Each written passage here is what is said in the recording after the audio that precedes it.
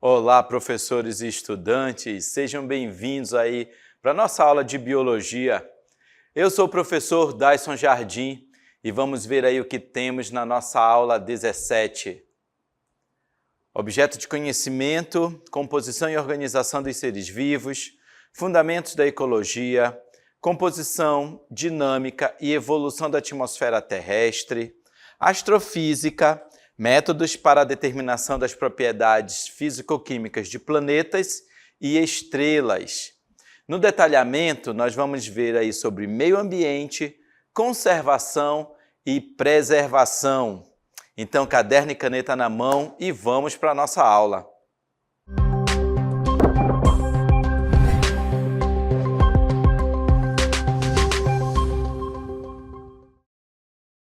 Vejam aqui a nuvem de palavras que eu tenho aqui, atrás de mim. Todas elas têm significados muito importantes aí quanto aos aspectos naturais, né, os impactos humanos e impactos ambientais que nós temos aí nos vários ecossistemas. E é muito importante nós trazermos uma discussão sobre as atitudes humanas, né, o quanto que elas interferem nesse ambiente, nestes ecossistemas, né, onde estão aí vários seres vivos, e como nós podemos aí ter aspectos da conservação e da preservação ambiental. Então vamos ver aí como que nós temos de discussão do dia. Olha, como percebemos o mundo ao nosso redor. Então, nós estamos inseridos em um ambiente, nós fazemos parte daquele ambiente onde nós estamos. E até mesmo mínimas atitudes, talvez a gente nem perceba que possamos causar algum prejuízo a outros seres vivos, mas sim, nós estamos interferindo na vida deles. Imaginem assim que o simples ato de jogar um lixo, né, pela janela do carro, quando estamos aí nos ônibus, né, nos movimentando pelas cidades, ou mesmo num barco, quando nós jogamos esse lixo ali na água, né? Então, esse resíduo que nós estamos descartando de forma inadequada faz parte do modo como nós percebemos o ambiente ao nosso redor. E é sobre isso que nós vamos discutir aí em meio ambiente. Vejam que meio ambiente é um conjunto de elementos naturais, processos e dinâmicas, né, biológicos, físicos e químicos que criam condições e mantêm a vida na Terra. Então, nós temos aí na ilustração um ambiente que já mostra para a gente que ali está havendo uma variação de nível da água, porque as palafitas, né, as casas, elas estão sobre estacas, né? E já mostra para a gente que nesse ambiente nós temos uma dinâmica. Aqui, nas palafitas, né, nós temos uma dinâmica de sobrevivência desse homem ao ambiente onde ele está inserido. Ainda mais nos tempos atuais que nós vivemos extremos níveis de água, né, de seca, né, em outros momentos do ano, de cheias extremas também, níveis muito altos dessa água, né? Então, nós temos ali toda uma dinâmica de aspectos biológicos, físicos e químicos e que o homem estará ali inserido, porque este meio ambiente é tudo aquilo que nos cerca, como a água, o solo, né, a vegetação, o clima, os animais, o homem, né, que também está presente neste ambiente. É importante nós deixarmos claro aí que o homem, ele faz parte do ambiente onde ele vive. Ele está ali recebendo influência e influenciando também o local de moradia. quando caça, quando pesca, quando a chuva cai naquele local e que por um acaso ele vai, essas águas da chuva, elas vão ali ser represadas por um lixo que foi descartado de forma inadequada. Então, tanto nos ambientes naturais quanto nos ambientes urbanos, o homem está lá presente, né, e interferindo. E aí é que nós temos os impactos ambientais, como nós podemos ver aqui neste mapa mental. Então, nós vamos comentar um pouco agora como que o desmatamento, como que a poluição atmosférica, a poluição da água, né, e também o aquecimento global interferem na vida de todos os seres vivos que estão ali presentes, tá? Vamos iniciar aqui pelo desmatamento, né? Vejam aí vocês, olha, o desmatamento e seus impactos. As causas, né, desse desmatamento, eles estão estão intimamente relacionadas a aspectos econômicos. Então, a extração de madeira, a especulação imobiliária, a agricultura, grandes áreas de monocultura, como soja e cana-de-açúcar, e também a pecuária, né, extensiva, aquela pecuária de criação de gado, né, gado de corte, gado leiteiro, enfim, todas essas atividades econômicas, elas são causas para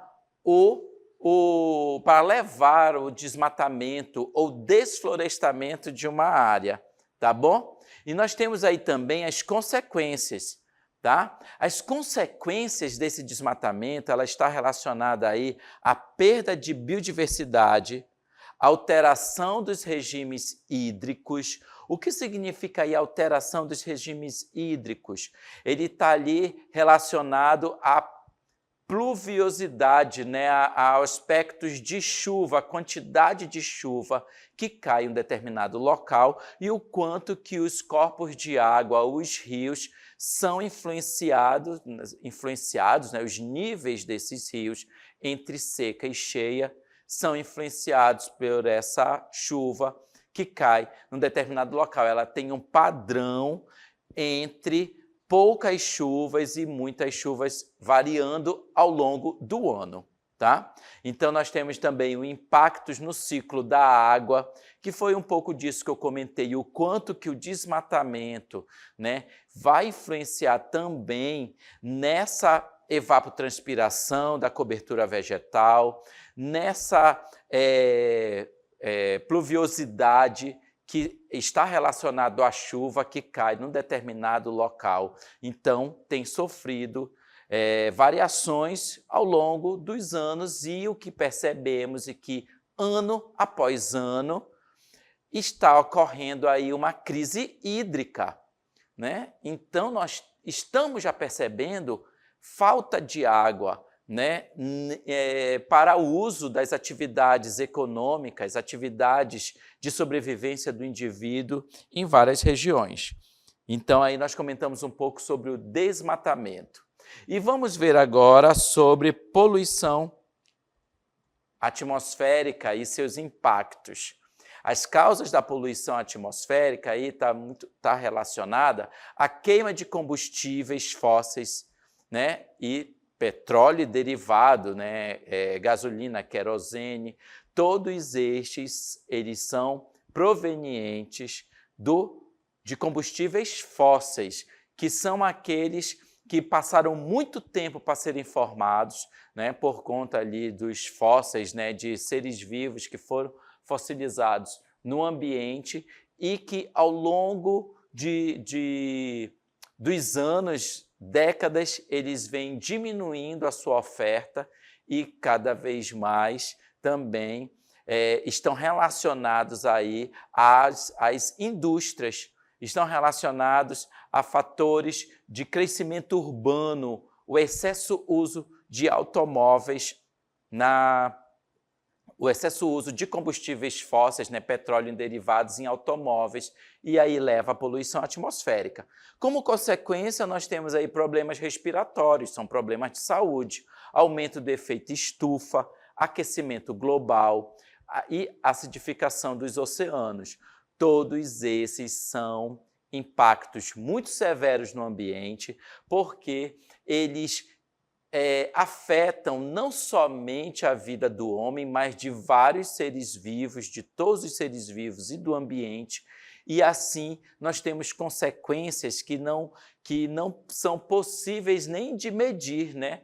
Tem medições aí, estudos científicos para isso, mas nós que não temos a consciência de como que essas alterações ocorrem, mas nós sabemos e podemos sentir na pele essas alterações aí referentes à poluição atmosférica, tá bom? Vamos agora aí continuar com aquecimento global, né?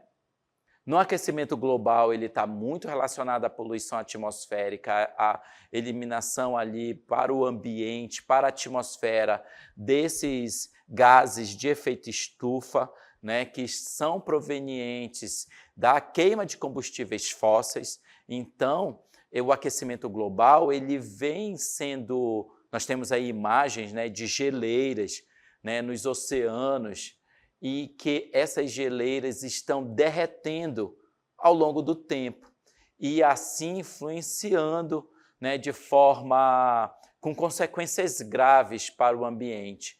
Tanto o aquecimento global, né, esses gases de efeito estufa estão influenciando o derretimento das geleiras, como eu comentei, aumento do nível dos oceanos, mudanças climáticas e também extinção de várias espécies, tá? E nós temos aí, ainda no nosso mapa mental, poluição da água. E aí eu queria ter comentado, junto lá com o desmatamento, muito do desmatamento, ele vem interferindo aí na poluição da água, porque eles são causados por áreas urbanas, né, que estão crescendo sobre essa floresta, derrubando as florestas, e aí o crescimento das cidades gera cada vez mais a produção de lixo, e essa produção de lixo, descartada de forma inadequada, está sendo aí levada para os rios e igarapés, né, causando poluição da água, né? Então, despejo também de esgotos domésticos e despejos de resíduos industriais em rios e também nos oceanos, o quanto nós temos visto matérias de lixos nos oceanos, né? Como consequência, nós temos as mortes de espécies aquáticas, lixo flutuando em rios, praias, né, que estão ali ficando proibidas, impróprias para o banho em razão dessa quantidade de lixo doméstico, né, que está sendo descartado de modo inadequado. Então, nós temos aqui um mapa mental desses vários impactos ambientais, né, que ocorrem no ambiente por conta da interferência do homem. E aí nós vamos continuar o nosso estudo sobre o meio ambiente vendo o conceito de preservação ambiental. Veja aí que a preservação ambiental é a proteção integral dos recursos naturais para evitar qualquer forma de alteração ou exploração. Ele foca em áreas de alto valor ecológico e também onde há a presença de espécies ameaçadas. Nós temos aí uma ilustração de uma placa de preservação ambiental com acesso restrito, ou seja, significa que aquele ambiente ele precisa ser preservado por ter uma natureza intocável, sem a presença do homem e sem considerar o valor utilitário e econômico que ele possa ter. Ele tem que ser preservado, de proteção integral daqueles recursos naturais. Um outro conceito que nós temos é o de conservação. Já na conservação, é possível ter o uso responsável dos recursos naturais para mantê-los disponíveis para as futuras gerações.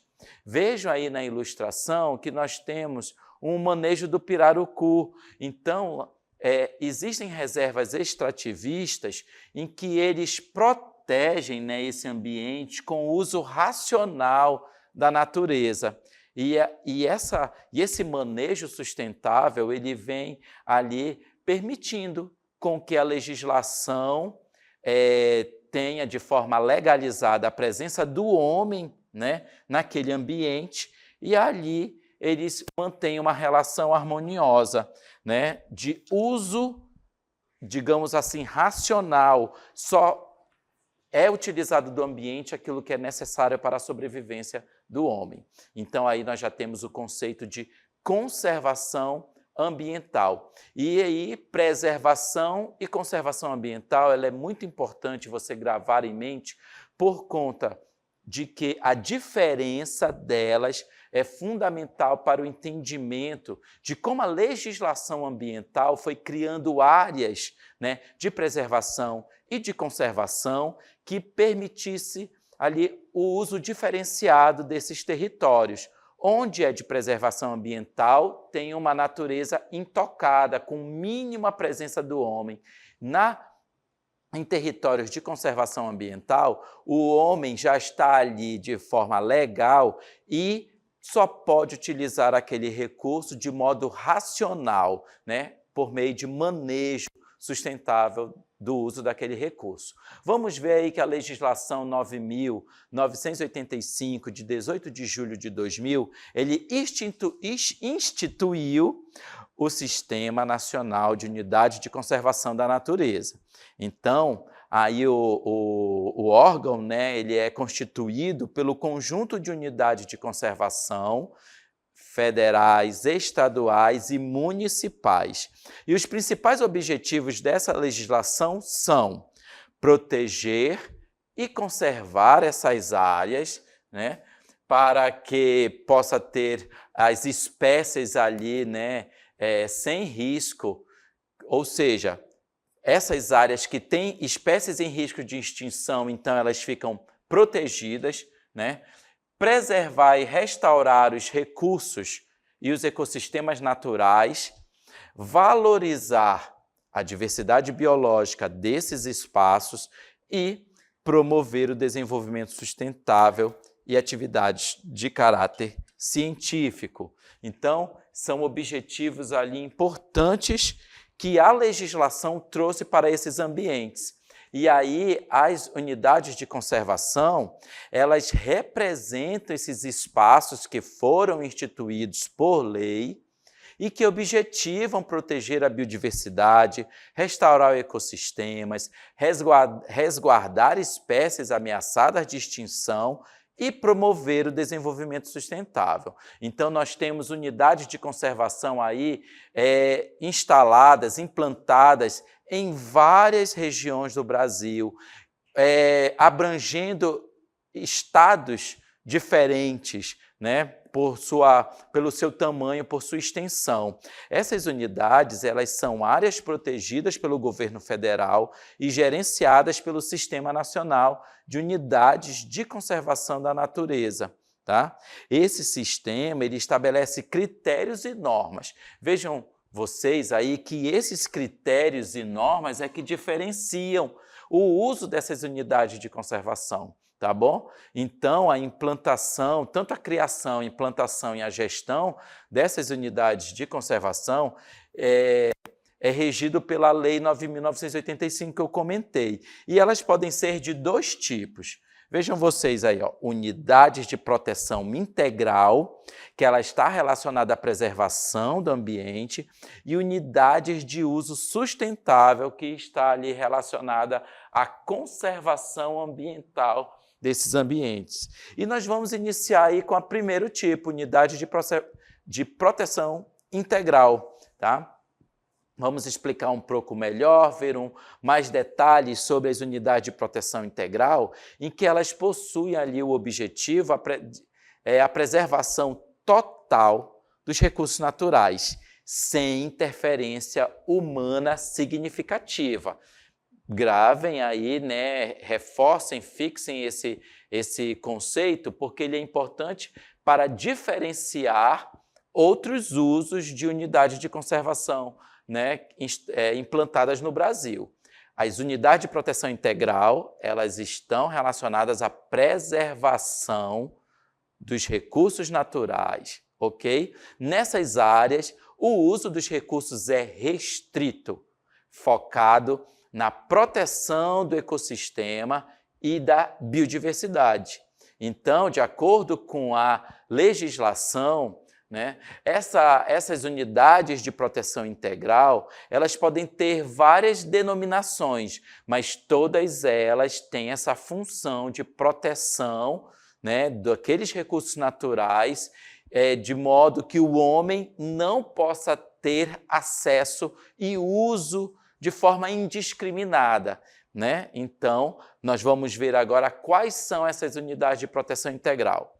Vejam aí que elas podem ser aí de 5 tipos, denominadas de estações ecológicas, reservas biológicas, parques nacionais, monumentos naturais e refúgios da vida silvestre. Então, você tem aí próximo do seu local de moradia algumas dessas unidades de proteção integral?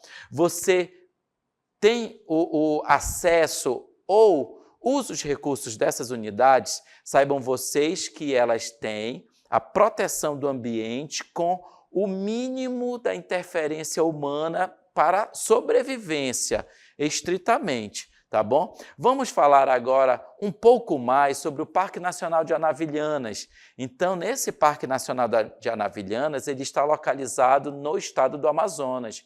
Vejam aí que o Parque Nacional de Anavilhanas, ele é uma das maiores áreas protegidas de floresta tropical no mundo. Olha aí a palavra, hein?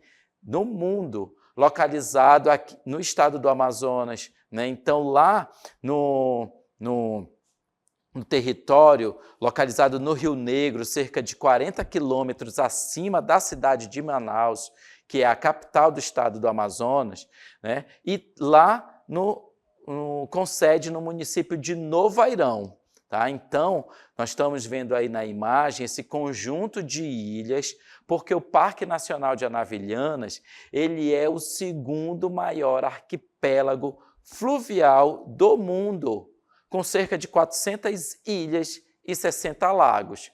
E o parque ele foi criado em 1981 e é administrado pelo Instituto Chico Mendes de Conservação da Biodiversidade, ICMBio. Então, o Parque Nacional de Anavilhanas ele está localizado no Rio Negro, ele tem início ali cerca de 40 quilômetros próximo da cidade de Manaus, lá no município de Novo Airão, no estado do Amazonas. O objetivo ali da outra denominação, né, de unidades de proteção de uso sustentável, né, que é o outro tipo de unidade de proteção ali do meio ambiente, ele tem o objetivo de permitir o uso responsável e sustentável dos recursos naturais. Eu ia falando racional, é isso mesmo. As unidades de uso sustentável, eles têm o uso racional, ou seja, usa para a sobrevivência e aspectos de renda daquelas populações sem exploração daquele ambiente. Então, ele garante, né, a sua conservação daqueles recursos naturais para as futuras gerações. Então, nas unidades de uso sustentável, né, a exploração dos recursos naturais é permitida de forma controlada, exploração pelo homem, com práticas que não comprometam o equilíbrio daquele ambiente. Então, nós temos aí nas unidades de uso sustentável também, pela legislação, são de vários tipos. Essas várias denominações de uso sustentável daqueles recursos também está relacionada o quanto que o homem, por lei, foi permitido a presença dele dentro daquele território e que ele pode utilizar os recursos com manejo sustentável, né, para a sua geração de renda, sobrevivência e geração de renda. Então, nós vamos ver os vários tipos dessas unidades de uso sustentável aí por lei.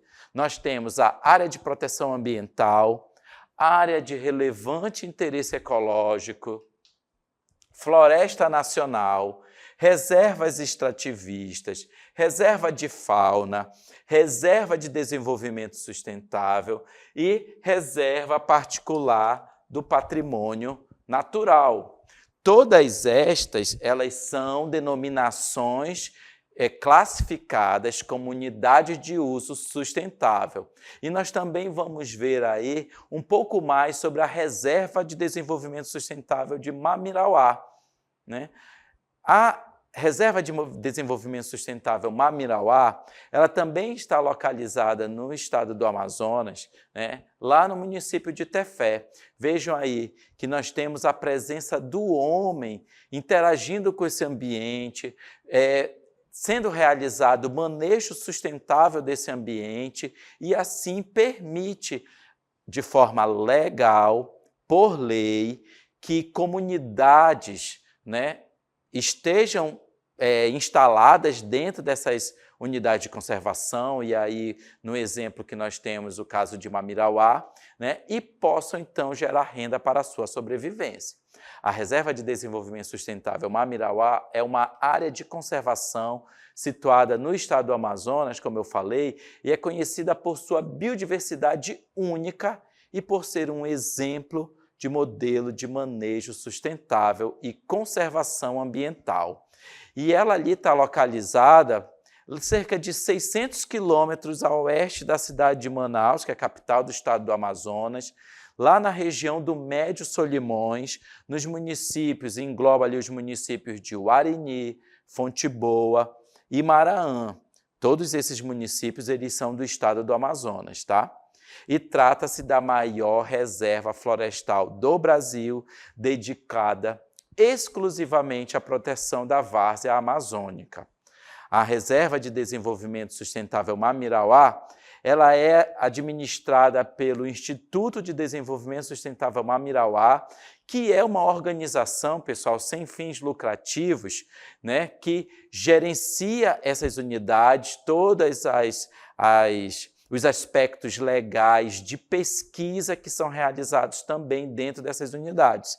Esse instituto ele foi criado pelo governo brasileiro com o objetivo de promover a pesquisa científica e o desenvolvimento sustentável da Amazônia. Nós vimos, ao longo da nossa aula de hoje, várias unidades de conservação que são classificadas como unidade de proteção integral e outras que são classificadas como unidades de uso sustentável.